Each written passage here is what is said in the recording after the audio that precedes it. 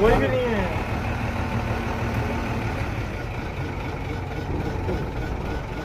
कौन सी डालो?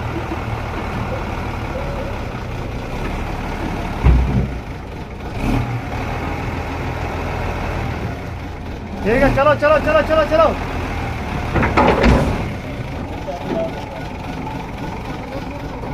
अंदर बैठो। प्लेट के साथ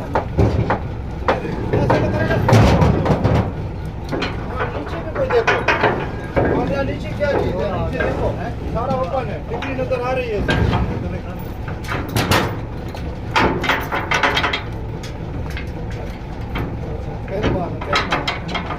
पेन पर हाथ पार हो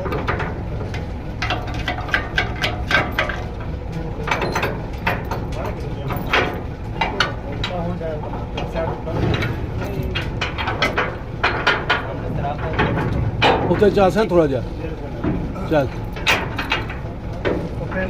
थोड़ा की तरह थोड़े थोड़ा इनको बताओ सर बाहर निकाल के भी पकड़ाया। इसी को पकड़ाया था। मैं तुम्हें कह रहा हूँ, ये जो लड़के हैं इसको बताओ, ये टूल बकस है, इसमें औजार पड़ा हुआ है, इससे औजार निकालो थोड़ा। ठीक है।